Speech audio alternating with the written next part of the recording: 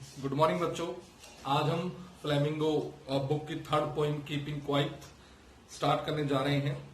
Keeping quiet by Pablo Neruda.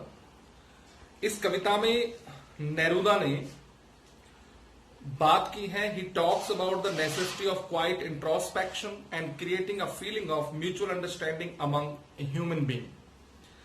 कहने का तात्पर्य यह है कि वह चाहता है इस कविता के माध्यम से कि हम अपने बारे में कुछ सोचें, अपने आसपास के बारे में कुछ सोचें, हम एक दूसरे को समझें, हम मनुष्य की भावनाओं को समझें, हम यह समझें कि समय कितना महत्वपूर्ण है, हम यह समझें कि किस प्रकार से शांति अगर हम रखते हैं मन में, अपने कार्यों में, किस प्रकार से हम एक क्षण भी अगर शांत रहते हैं तो वह हमारे लिए विलक्षण क्षण बन सकता है।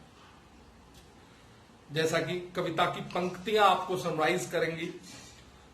कवि कहता है कि now we will count to 12 and we will all keep still. अब हम 12 तक गिनेंगे और सभी शांत हो जाएंगे। For once on the face of the earth let's not speak in any language, let's stop for 1 second and not move our arms so much. आज इस धरातल पर, इस पृथ्वी पर आओ हम किसी भाषा में बात न करें। आइए हम 1 सेकेंड, एक क्षण के लिए तो शांत हो जाएं। आइए हम अपने हाथ ना हिलाएं, किसी भी कार्य के लिए ना हिलाएं, किसी प्रकार की कोई मूवमेंट ना करें एक क्षण के लिए। It would be an exotic movement. यह क्षण विलक्षण क्षण होगा। विदाउट रस, विदाउट इंजन्स। इसमें किसी प्रकार की शोर शराबा, भीड़ नहीं होगी। इसमें किसी प्रकार की गाड़ियों का शोरगुल नहीं होगा। We would all be together. हम सब एक साथ रहेंगे। इन ए सडन स्ट्रेंजनेस, एक ऐसे एकांत में जो विचित्र होगा, विलक्षण होगा। Fisherman in the cold sea would not harm whales. जो मछुआरे हैं वो मछलियों को नहीं पकड़ेंगे, उनको परेशान नहीं करेंगे। And the man gathering salt would look at his hot hands. जो नमक इकट्ठा कर रहे लोग होते हैं, मजदूर होते हैं, वो एक क्षण के लिए शांत रहकर अपने जख्मी हाथों को तो देखेंगे। Those who prepare green wars, wars with gas, war with fire, victory with no survivors. ऐसे लोग जो युद्ध की तैयारियां कर रहे हैं, ऐसे लोग जो युद्ध चाहते हैं, वो लोग जो गैस से युद्ध करते हैं, वो लोग जो बायो वॉर करते हैं, वो लोग जो हथियारों से वॉर करते हैं, यह है जो युद्ध होगा, ये ऐसा युद्ध होगा जिसमें कोई जीवित नहीं रह पाएगा। और ऐसी विजय का क्या फायदा जब कोई जीवित ही ना रहे। Would put on clean clothes. अगर हम शांत रहेंगे, एक साथ रहेंगे, तो यही सब लोग साफ सुथरे वस्त्र पहनेंगे। And walk about with their brothers in the shade doing nothing. और वृक्षों की छाया में अपने एक दूसरे का हाथ पकड़े हुए अपने भाइयों के साथ रहेंगे और कुछ नहीं करेंगे। What I want should not be confused.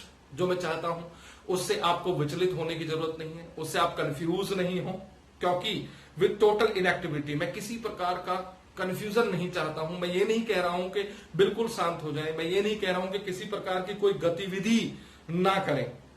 मैं सिर्फ कहना चाहता हूं कि I want no truck with death. मैं किसी प्रकार के अत्यधिक किसी चीज को सहन करने से मना ही कर रहा हूं।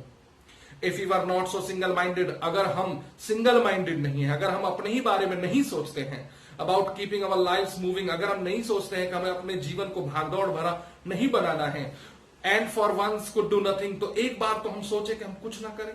परहैप्स ए ह्यूज साइलेंस, शायद एक क्षण का यह शांति माइट इंटरप्ट, तोड़ दे द सैडनेस, उस उदासी को, ऑफ नेवर अंडरस्टैंडिंग, वह उदासी जो हमारे चारों तरफ है, जो हम एक दूसरे को आज तक नहीं समझ पा रहे हैं। Never understanding our selves end of threatening our selves with death. जो मौत के भय में हम आज रहते हैं, मौत के साए में रहते हैं, एक दूसरे को नहीं समझते हैं, शायद यह एक क्षण जो विलक्षण क्षण है, यह इस उदासी को तोड़ दे।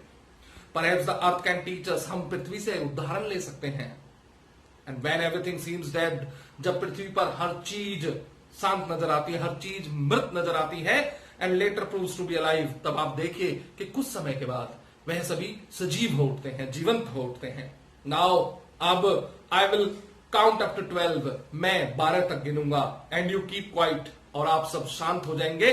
और जो मैंने आपसे बातें करी हैं, जो मैं आपको बताना चाहता हूं, जो कहना चाहता हूं, वो सब आप करेंगे, उस कार्य में आप जुट जाएंगे।